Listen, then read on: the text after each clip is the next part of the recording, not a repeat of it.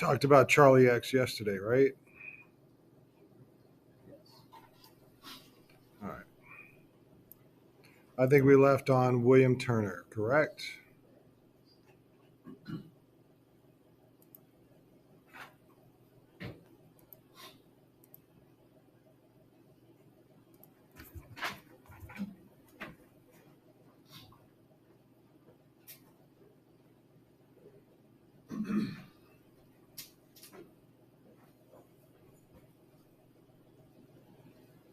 All right. This dude is from England.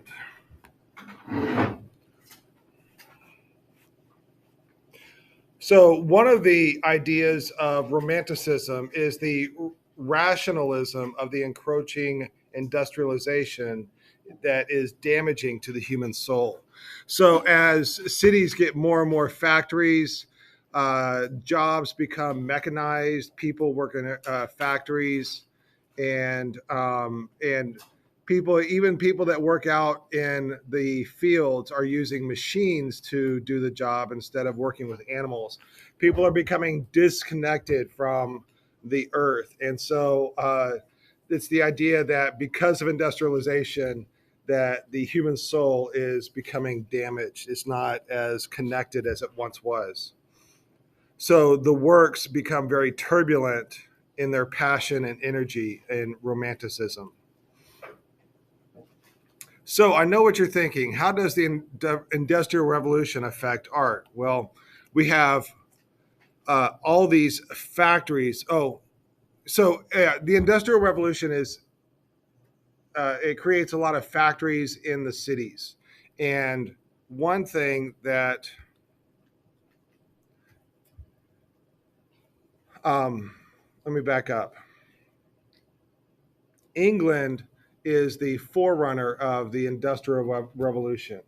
And the reason for that is that Europe is torn apart by war. The Napoleonic Wars and other wars have decimated Europe, but England has been separate from that. England's been involved in the wars, but not in England. Like they have sent their army over to France. They have sent their army, and it's their navy that has had the most effect in the Napoleonic Wars. So the country of England, the land of England, is pretty much spared from the ravages of war, and so they are the forerunners of factories because their factories are not getting bombed. They're not having armies come through their cities and destroy things. So they're able to prosper. So that is one thing that is going on with the Industrial Revolution. And so because England is so such a forerunner of the Industrial Revolution, it needs resources to create these factories, to make the products that it's making. And so it calls upon its colonies. So, I have I gone over The Sun Never Sets on the British Empire in this class, or is it my other class? All right. So have you heard the term "the sun never sets" on the British Empire? All right. And so here's an example of that. Everything that is in red is part of the British Empire. And so wherever the world is turned, the sun is shining on one part of the empire or another. So if England is at nighttime, Australia is getting sun, and that's a colony of England, etc. So, uh, and they are one of the things that makes England such a powerhouse in the Industrial Revolution is they can bring in all their resources from all of their colonies. They can bring in rubber, they can bring in oil, they can bring in steel, they can bring in coal. And all of these things help with the Industrial Revolution there in England. So, new technology allows farmers to be more efficient. More food leads to more population. Also, it makes food more affordable. Animals are no longer needed for work, and not as many people are needed to farm. And so, people can move to cities. And we have an increased trade, which means more money, which means more people have money. They're buying more things. So, people have to make more things for people to buy. So, we have an emergent middle class. So they're no longer farming with animals, and now they're farming with machines. Factories are using new technology to build better machines. New processes for making iron and steel help with making things quicker and more efficient. Machines to make textiles on a massive scale. Steam engines. Railroads are made. Railroads make transportation easier. Gas lamps in the cities means you can be active at night. But the cities become awful. The standards of living in the cities plummet. There's overcrowding, it's dirty, it's dangerous, and the child labor laws do not yet exist. And one example of efficient, or let me back up. One example of the effect of the Industrial Revolution is the new technology used on ships. Now, pay attention to this. This is going to lead us into our next painting. So old ships, like the ones on the left, move by sail, and the new ships move by engine. They have a steam engine that paddles that has a paddle, and it's able to transport that way.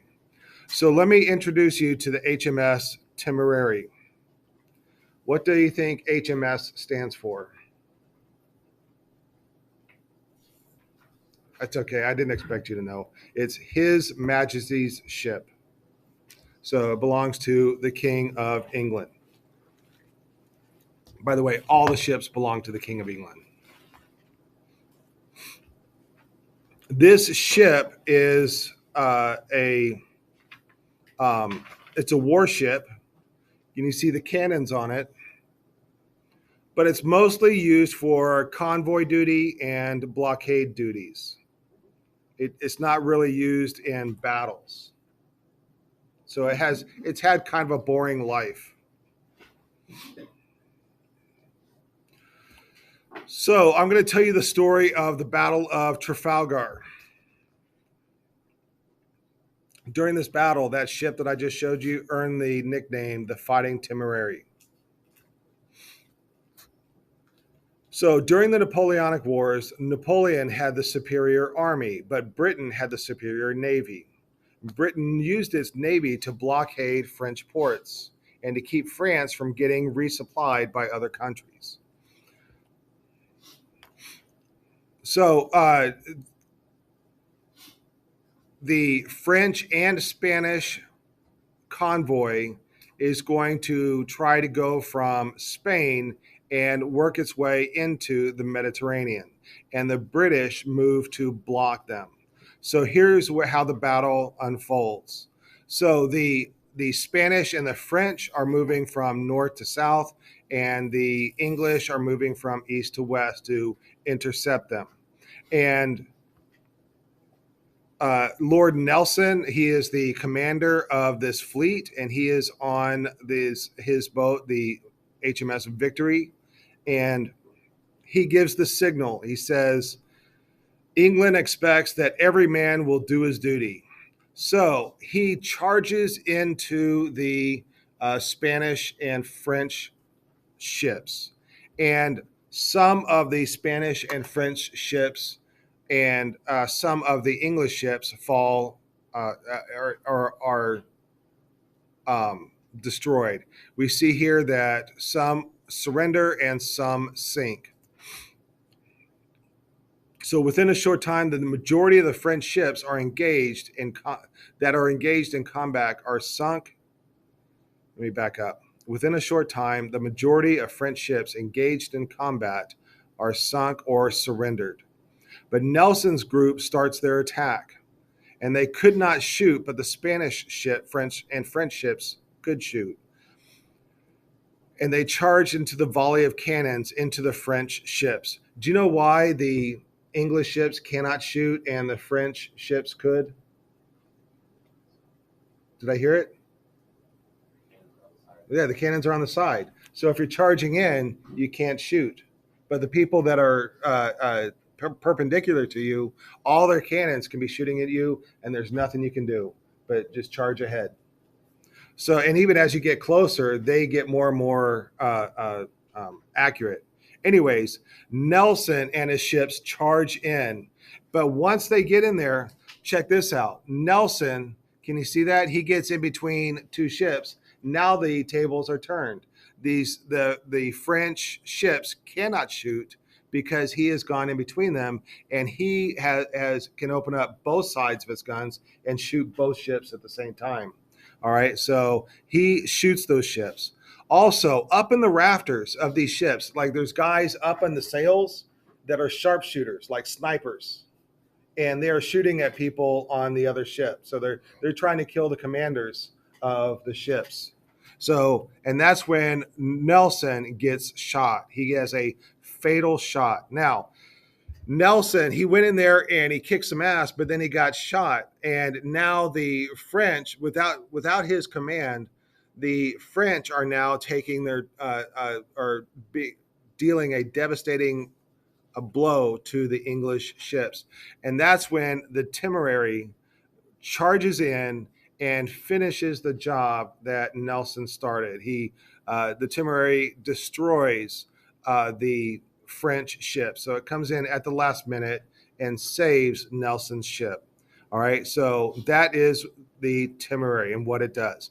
Because of that, the actions of the Temporary, you can see here that most of the French Navy surrenders. And this is the end of the French Navy and the Napoleonic Wars. After this, the French Navy never puts up a serious battle, and the British rule the seas. Okay, so here is a painting, not by Turner, but here's a painting of the Temporary doing its thing. All right, so this is what the battle would have looked like.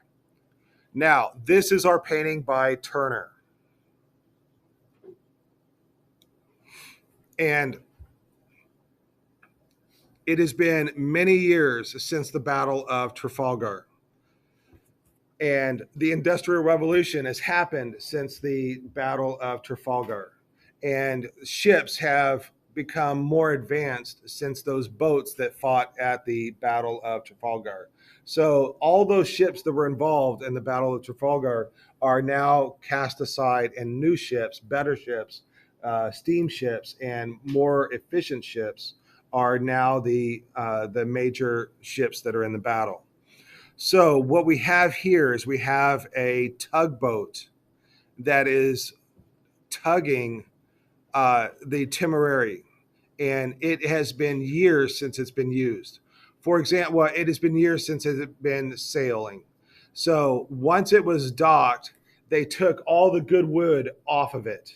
They took all the cannons off of it. They took all the sails off of it.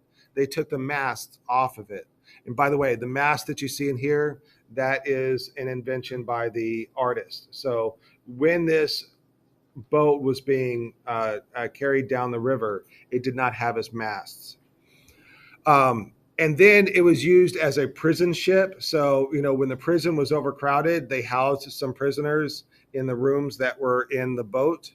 And then it was used as just a place to put cargo on the dock. All right. It's like a floating platform. So this heroic ship that did this heroic deed in this heroic battle is reduced to just a place to store your extra stuff. All right. So it is being carried down the river to its last port to be broken up for wood to be used on other things. And it's a very sad moment. And it's almost like Turner, he paints this at the end of his life. And so his glory days are long past. So he's kind of seeing himself in the ship. And he paints the ship in this white. It really wasn't white. It was just as dark as the tug right there. But he paints it in this white that has this almost like a ghost-like appearance. All right, I'm going to go through some of my notes and make sure I didn't miss anything. So the Temporary was retired from service in 1812. This is 27 years later, and so it's been out of service for 27 years. It was sent up the River Thames to a shipyard in London to be broken up into scrap materials. So basically, it was going to be no more. And as it was being carried up the river, people came to see the Temporary for the last time because it was a very historic ship for the English people. It's a powerful reminder of their long history, of the nation's long history of military success, and a living connection to the heroes of the Napoleonic Wars. Its disassembly signaled the end of a historic era. So we're ending the era of ships with sails, and we're beginning the era of industrial revolution and ships with steam engines. So steam powered vessels were taking place of the large sailing vessels of the past.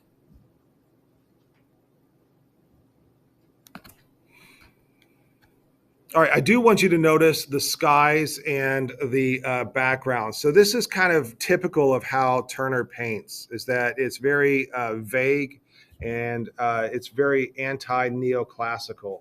Neoclassicists would have had very crisp clouds in the sky, a very clear blue, and the Romanticist artists have very painterly brushstrokes and very quick brushstrokes. All right, moving on with the Industrial Revolution. Traveling before trains was very long and tedious and slow. So, with the invention of trains, for the first time, people are being transported mechanically.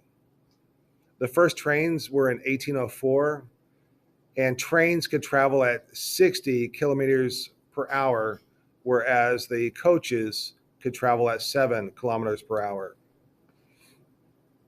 By the mid 1800s, trains became common and popular. So we're going to take a look at this painting right here of a train on a train track. It's called Rain, Steam, and Speed, the Great Western Railway. So again, this is a comment on the Industrial Revolution.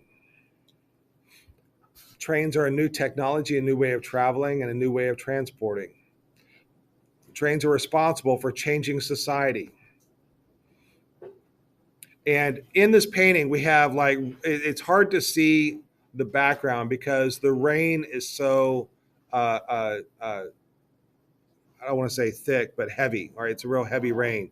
And the bridge that the train is on is a new brick bridge.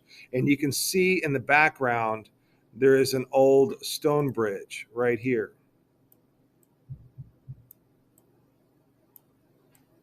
Right there. All right. And so you can see the difference between the new technology and the old technology. And I tried to find a train that was from this era, and this is the closest thing that I could find. So this is probably what the train looks like, but it's hard to see. And again, Turner does these very vague paintings. His, the brushstrokes are so loose, and the painting is so vague. It's hard to see exactly what is going on. However, I do want you to look at the train and notice that the back of the train, the cars of the train, are open. So it's basically like a flat car with no covering. So people are sitting basically on benches, all right, when they travel at this stage of um, uh, of train development. And I'm guessing that these people are getting rained on. If you look off to the side, you can see that there is a farmer with a plow and horses. And so we also see the old technology there. So the train is traveling past the old technology with its new technology. The paint is very thick. It's called impasto when you apply that thick paint, and it's very abstract. So three-quarters of this painting is nothing but variations of color. There's no detail, and the rain washes it out most of the detail. However, that's just Turner's style of painting. He doesn't paint detail. And even when there is detail, for example, this rabbit trying to get out of the way of the train and the train tracks, And when I was showing this to my other class, they said, "Where's the rabbit?" Right? This is the rabbit. And I think we have train tracks right here. I can see train tracks here. Okay, we are going to stop there. We will pick up with our next painting on what, Monday? Yeah, all right.